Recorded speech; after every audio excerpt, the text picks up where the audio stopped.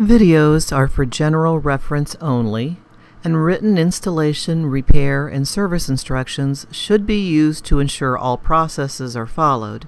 These videos do not address all potential problems or repairs that may need to be addressed, and care should be taken to consult a qualified contractor. This video contains the instructions for installing a VST G2 nozzle front-end kit on a VST Pre G2 nozzle. These installation preparation procedures must be followed to ensure a leak-proof installation and operation of these nozzles.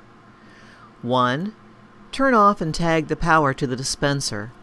The dispenser must be de-energized prior to service to avoid personal injury. 2. Barricade the work area to block vehicle access to the dispenser. 3. Close the dispenser shear valve prior to performing any service work with the hanging hardware, hoses, safety breakaways, and nozzles. 4. Drain liquid product from the hanging hardware set into an approved container prior to replacing any hanging hardware component. 5. Remove the hanging hardware from the dispenser prior to making replacement component assembly connections. VST recommends connecting the whip hose to the dispenser as the last connection during the hanging hardware assembly. If any of the hanging hardware components are involved in a drive-off or incur other customer abuse, each individual component must be functionally tested prior to customer dispensing activities. It's very important to use the proper lubricants. Improper lubricants may damage the component, which would void the warranty. For the O-rings, use only petroleum jelly or other suitable lubricant. And always lubricate the components prior to installation. Take note that leaks are typically caused by damaged O-rings. Do not use pipe dope or thread sealant anywhere in the hanging hardware assembly. Be sure to drain the liquid product from the hanging hardware set into an approved container prior to replacing any hanging hardware component. Let's begin with an overview of how to identify the differences between a Pre G2 nozzle and a G2 nozzle. VST has two balanced EVR nozzles in the field. Each has had its own replacement front-end kit.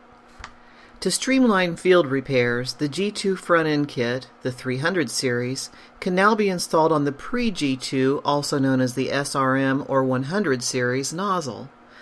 VST has discontinued the sale of the 100 series front-end replacement parts.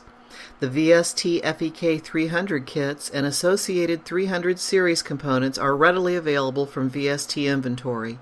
Reference the VST list price schedule.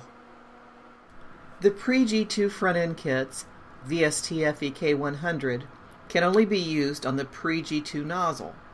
So, if you have inventory that includes both the VST FEK 100 and the VST FEK 300, be sure you are matching the correct front-end kit to the nozzle in question. The VST 300 can go on both nozzles, whereas the VST FEK 100 can only go on the Pre G2 nozzle. You need to be sure of your components. First, check the nameplate on the nozzle to ensure this is a Pre G2 nozzle. The text on the nameplate should be written in black, and it should not say G2. If the text on the nameplate is blue and states G2, then go to the G2 nozzle repair kit installation instructions. However, if the text on the nozzle's nameplate is black, then proceed with this video. Here are the tools and supplies you'll need. 1. A torque wrench. 2. A VST SRT 200, which is a spout nut torque wrench attachment.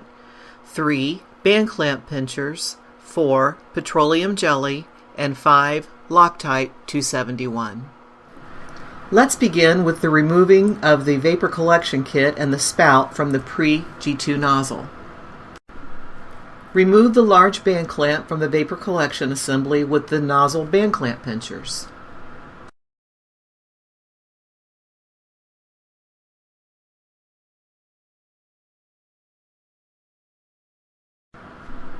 Pull the vapor collection assembly, also known as the boot, off of the clamping groove of the nozzle body.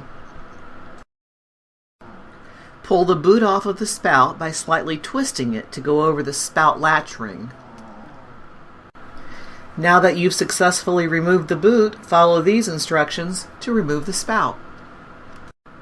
Loosen the spout nut with a smooth jaw wrench.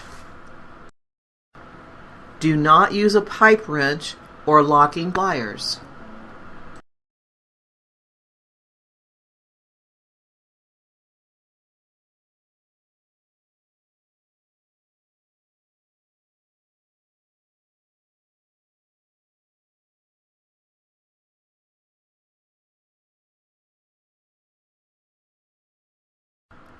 Once the threads are completely disengaged, pull the spout straight out. It's possible that the fuel chamber will pop out of the nozzle casting when you remove the spout. The fuel chamber should remain in the nozzle casting with the vacuum sensing tube hole oriented at the top. If the fuel chamber is pulled out of the nozzle casting, first check the O-ring for damage.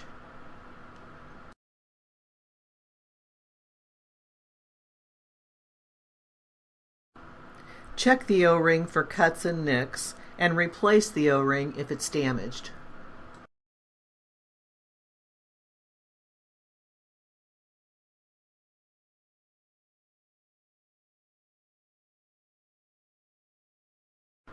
Be sure to lubricate the O-ring prior to reassembly. Now insert the fuel chamber into the nozzle casting. The poppet stem with the spring goes through the poppet hole in the fuel chamber, the center hole. Once the fuel chamber is resting in the nozzle casting, push the fuel chamber in until it's flush with the casting. The vacuum sensing tube in the fuel chamber should be oriented at the top. Before installing the new nozzle spout assembly, re-verify that the assembly you removed is indeed a Pre 2. The spout you removed should have only a latch ring on the spout and no other components. Okay, now let's look at how to install the VST FEK 300 onto the Pre G2 nozzle. Align the vacuum sensing tube with the mating hole in the fuel chamber.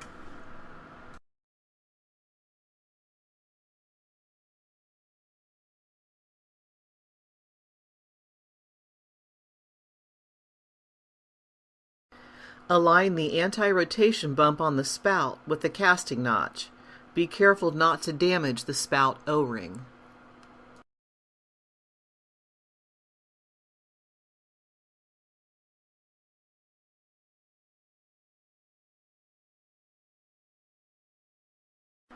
Firmly insert the spout assembly into the nozzle casting.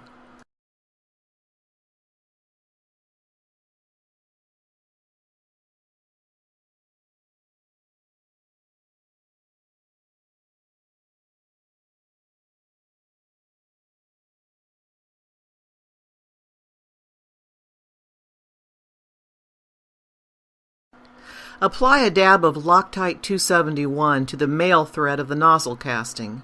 Be careful not to apply the Loctite so that it would enter into the casting notch. Thread the spout nut onto the nozzle casting and tighten it firmly. Then torque it to 34 foot-pounds.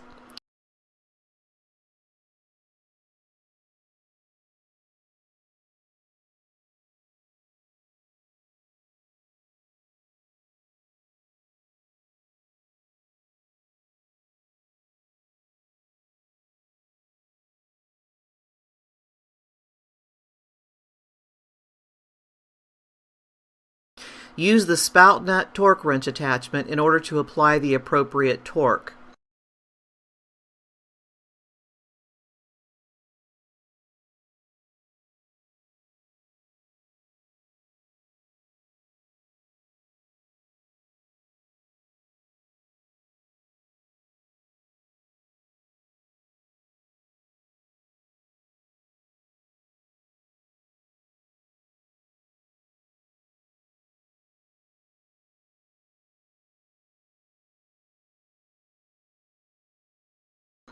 The spout should be tight and not able to rotate. Do not over-tighten the spout nut. After tightening the spout nut, place the interlock rod into the hole of the nozzle casting. Move the sleeve in place so the interlock rod is inserted into the recessed hole on the end of the sleeve. The interlock rod may be compressed into the nozzle to ease the insertion.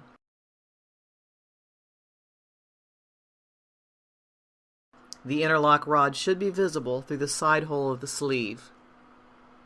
Okay, now let's move on to installing the vapor collection kit, or the boot. To replace the vapor collection kit, begin by placing the large band clamp on the collection sleeve.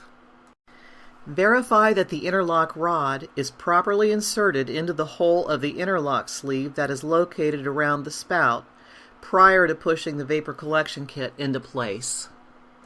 The rod should be visible through the side hole of the sleeve.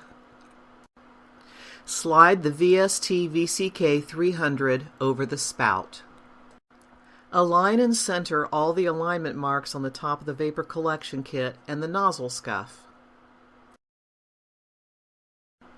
Engage the interlock a few times to check for correct alignment and functionality.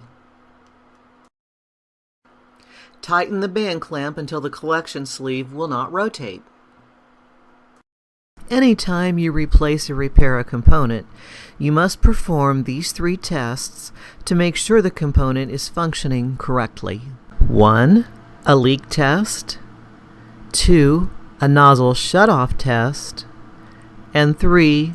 A resistance test. You have reached the end of this video.